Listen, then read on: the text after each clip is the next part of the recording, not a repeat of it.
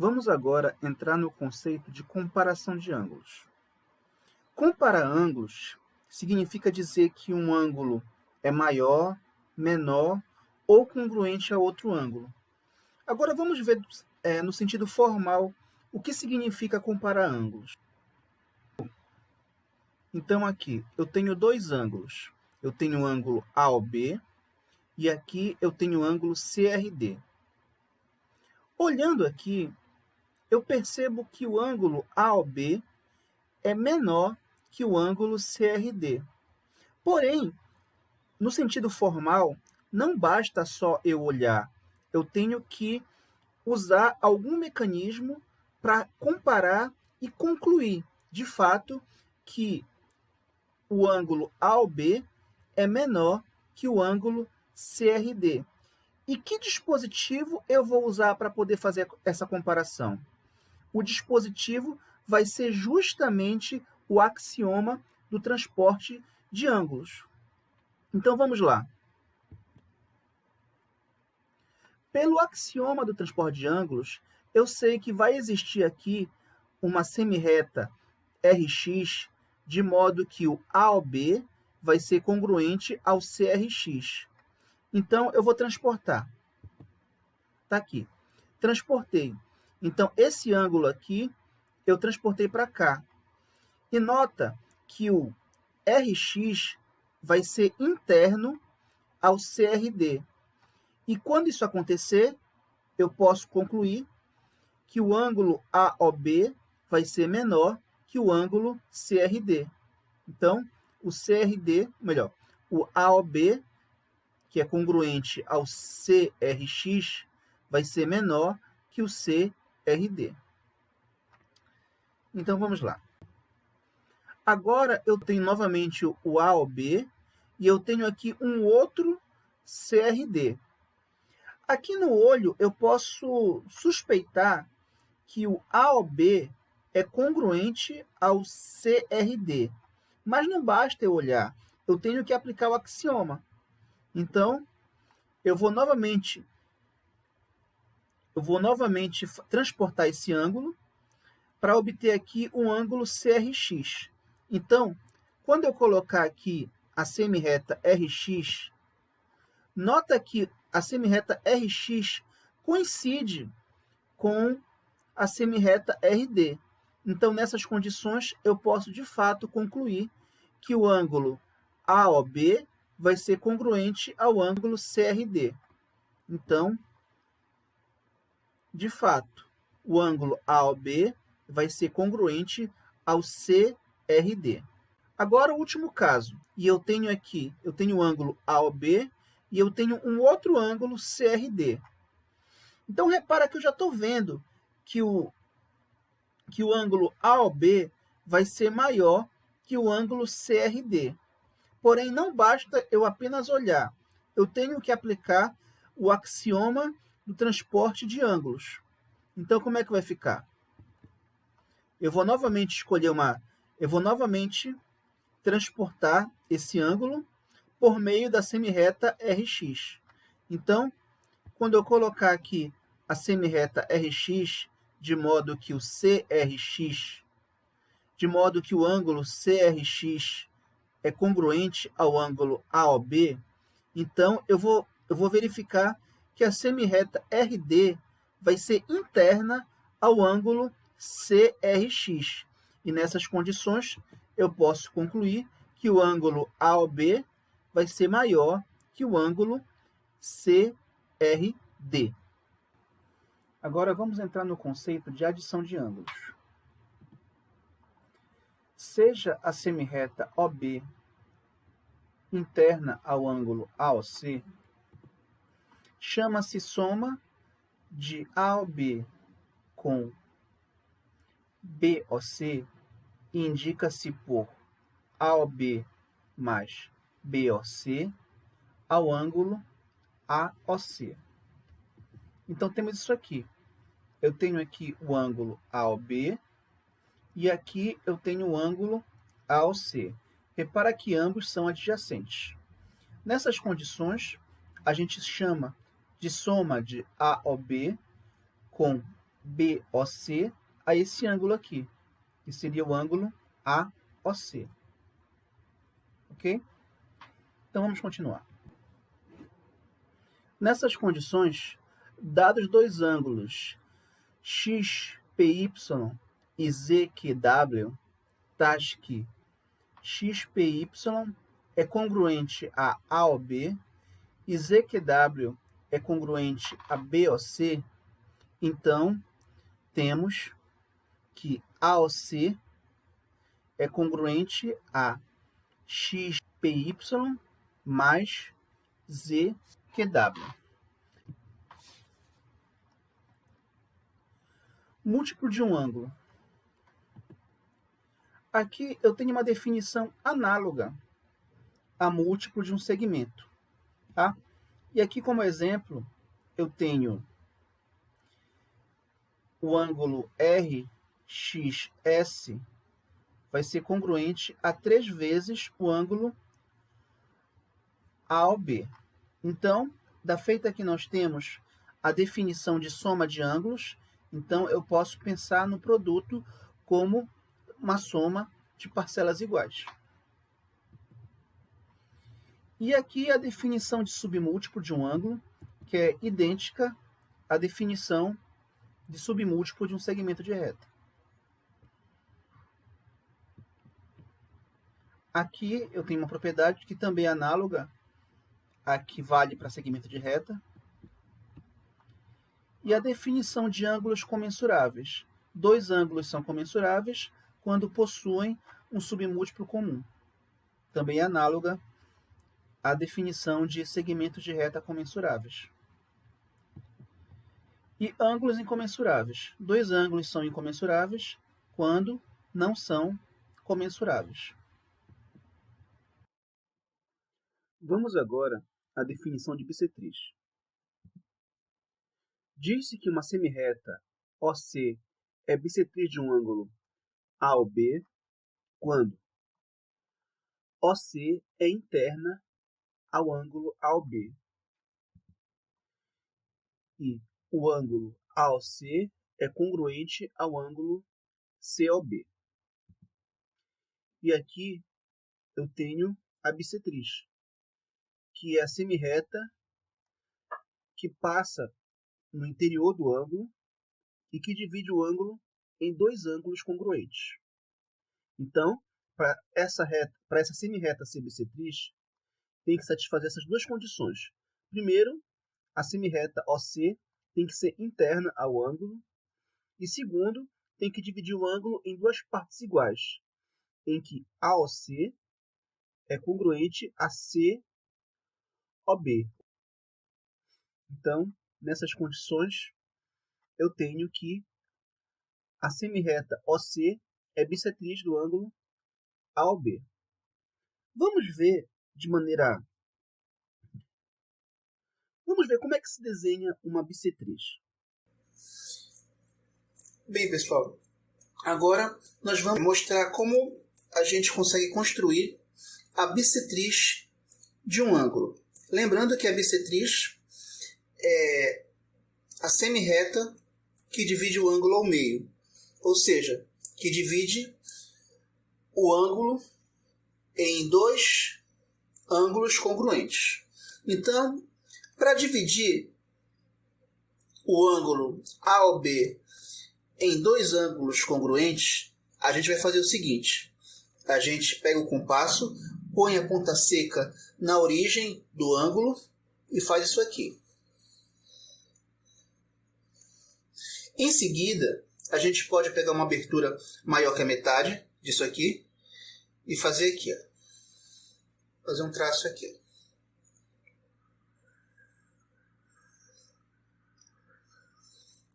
E, usando a mesma abertura, a gente faz isso aqui. Aí, finalmente, a gente pode ligar os pontos. A gente liga a origem do ângulo com essa interseção aqui. Vai ficando pronto.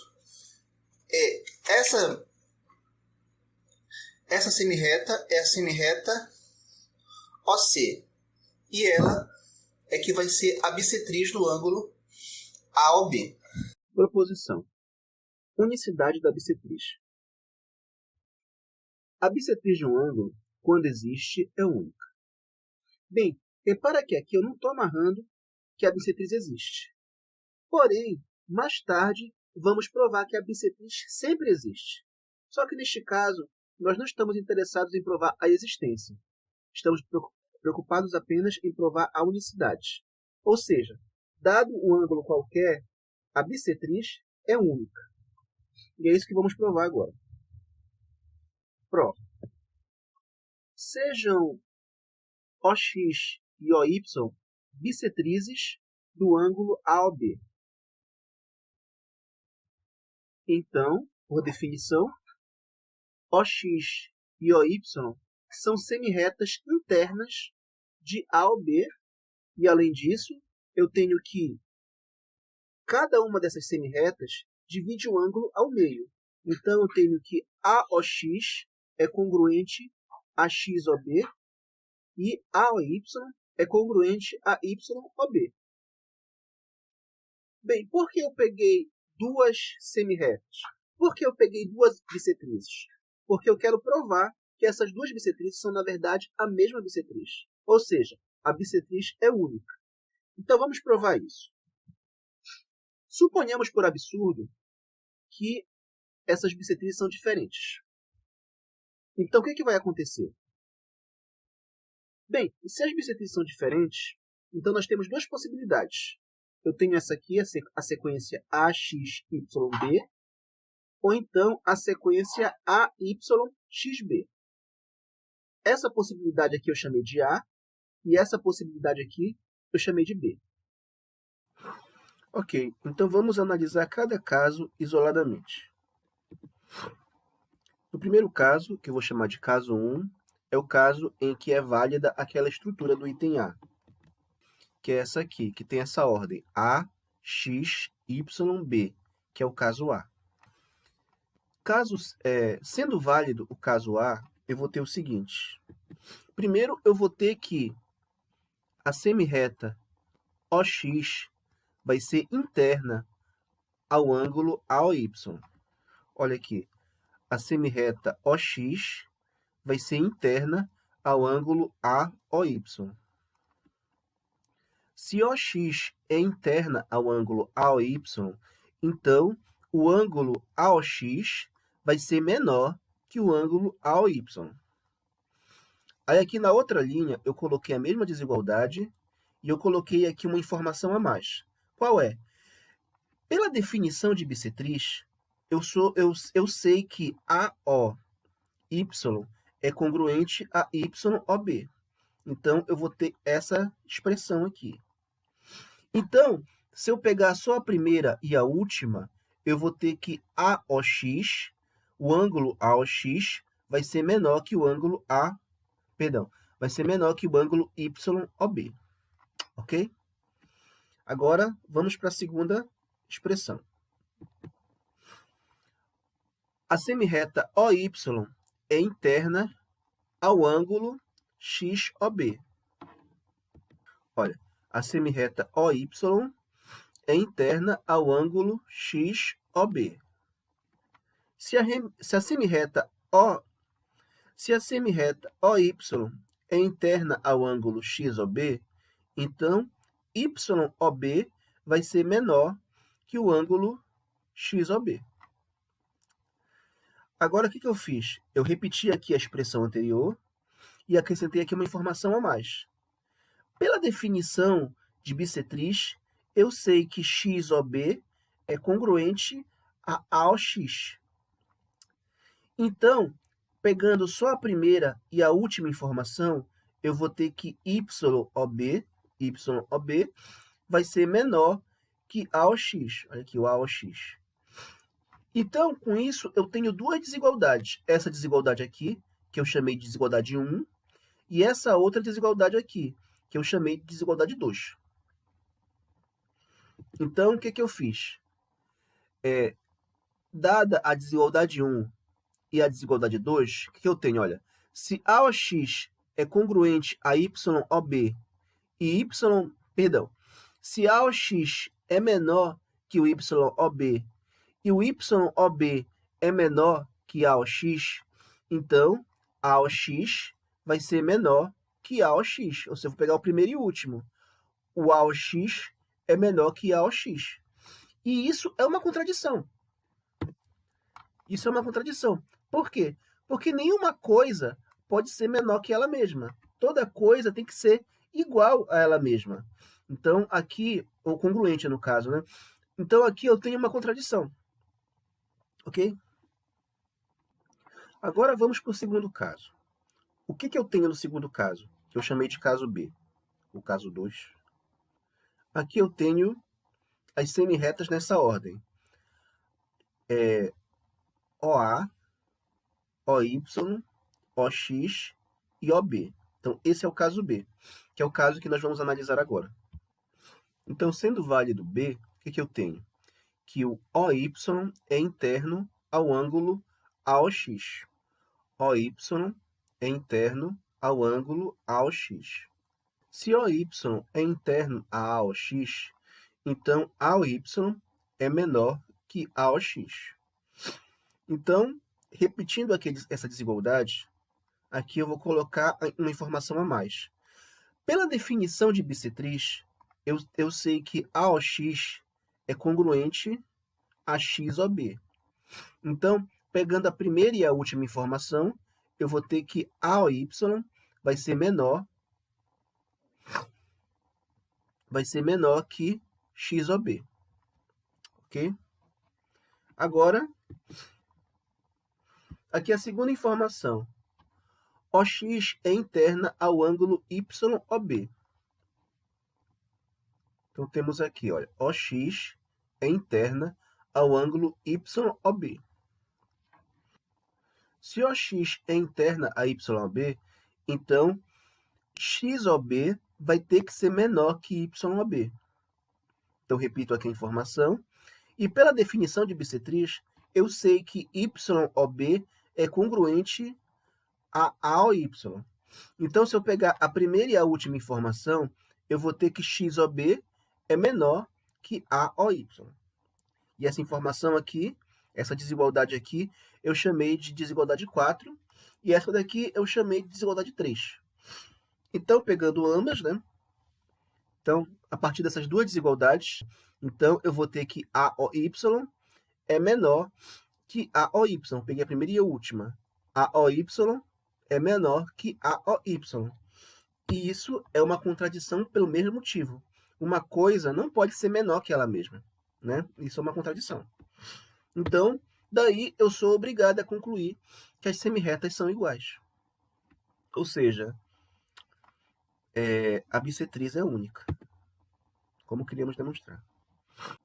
Dando continuidade, nós temos aqui a definição de ângulo suplementar adjacente. Dados um ângulo AOB e uma semirreta OC, que é oposta a AOB, eu tenho que o ângulo BOC é chamado de ângulo suplementar adjacente de AOB. Então, eu tenho isso aqui. Eu tenho o ângulo aqui AOB, e o suplementar adjacente é o ângulo formado pela semirreta oposta à semirreta OA. Então, eu pego aqui a semirreta OC, que é oposta à semirreta OA, e com isso eu formo um outro ângulo. Esse ângulo é chamado de suplementar adjacente. Então, nessas condições, AOB e BOC são suplementares adjacentes.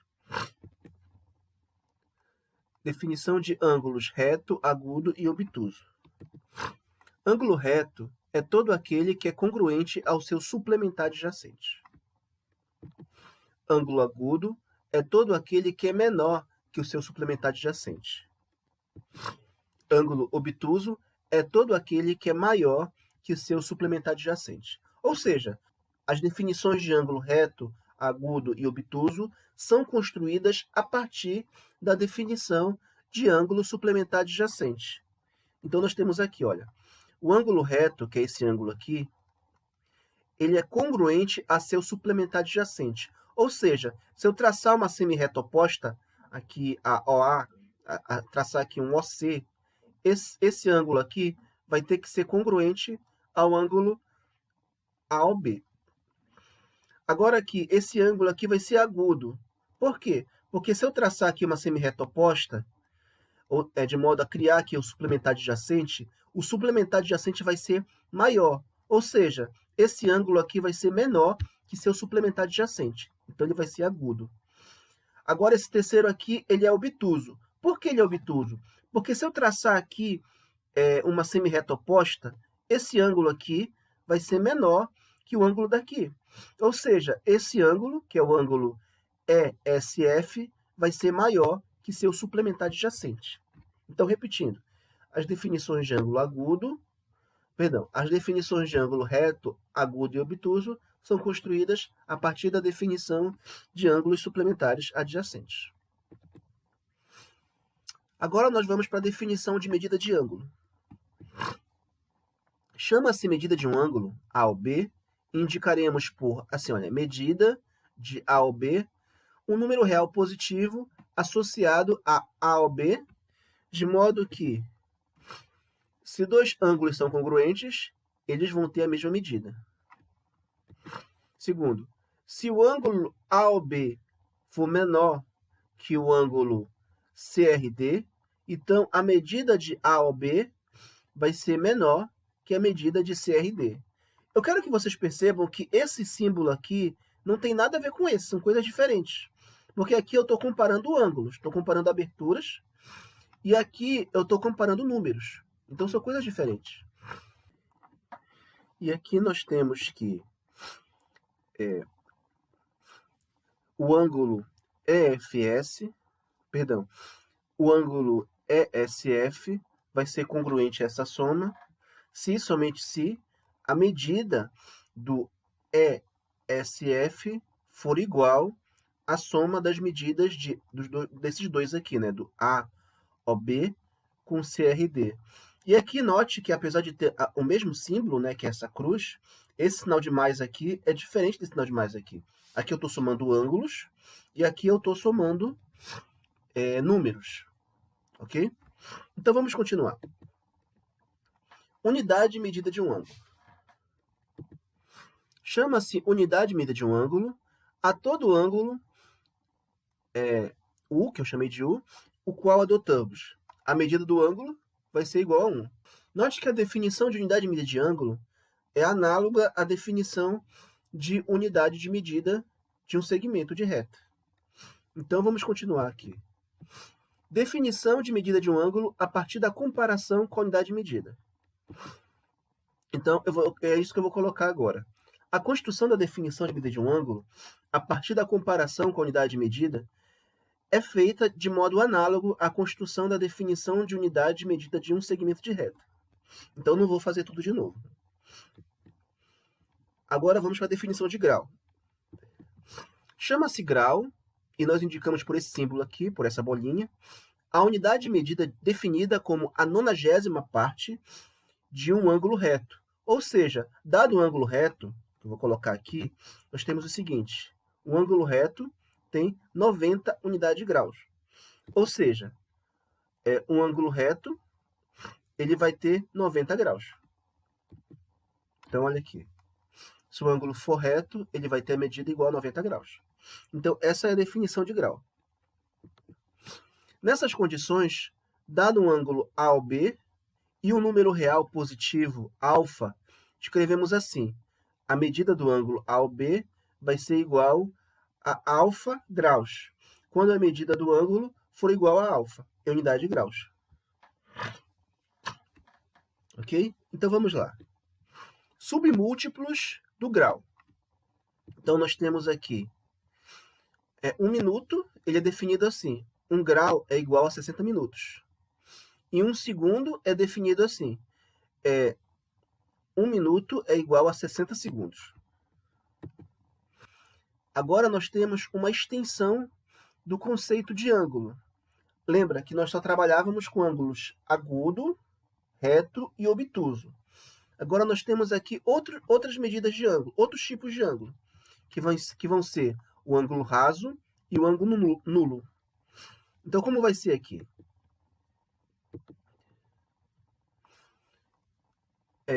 Chama-se ângulo nulo ao ângulo em que seus lados são iguais. Ou seja, eu vou fechar os dois lados, de modo que as semirretas vão ser iguais. Então, quando eu tenho essa situação, nós temos o ângulo nulo. Repara que a semirreta OA é a mesma semirreta OB. Quando isso acontecer, nós temos um ângulo nulo. E nessas condições, a medida do ângulo vai ser igual a zero. Agora, a segunda situação é o ângulo raso. O ângulo raso vai ser a situação, vou colocar aqui, em que as semirretas que formam o ângulo serão semirretas opostas. Quando as semirretas forem opostas, eu vou ter, obviamente, dois ângulos retos. Então, como eu tenho dois ângulos retos, então vai ficar 90 mais 90. Então, a medida de um ângulo raso vai ser igual a 180. Ok? A medida do ângulo raso vai ser igual a 180.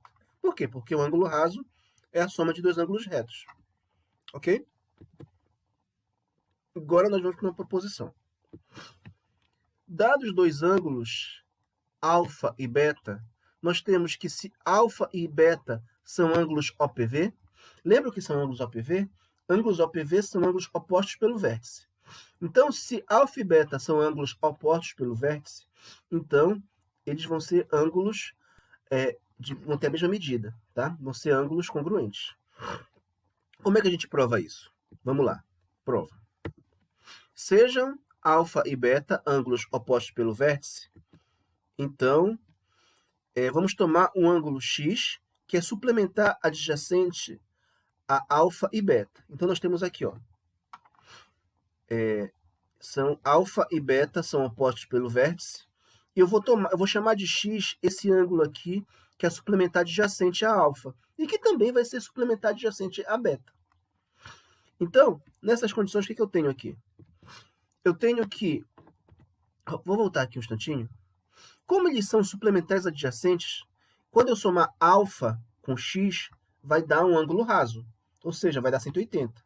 E se eu somar beta com x, também vai dar um ângulo raso, vai dar 180 a soma. Então, vai ficar como? Eu vou ter que alfa mais x vai ser igual a 180, e beta mais x também vai dar 180. Então, nessas condições, nós temos isso aqui, olha. Alfa mais x é igual a 180, beta mais x é igual a 180. Aí, o que eu vou fazer? Eu vou subtrair. Então, vai ficar alfa menos beta, x menos x, que vai dar zero, 180 com 180, que vai dar zero também. Então, vai ficar isso aqui, ó. Alfa menos beta é igual a zero. E nessas condições, eu vou provar o que eu quero, que alfa vai ser igual a beta, como queríamos demonstrar. Agora, nós vamos para algumas definições.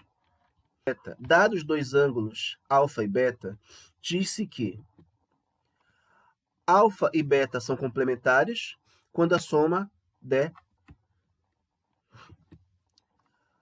Alfa e beta são suplementares quando a soma der 180 graus. E alfa e beta são replementares quando a soma der 360, né, que vai ser a soma de dois ângulos rasos. Ok? Então é isso, pessoal. Com isso a gente termina o nosso capítulo 3.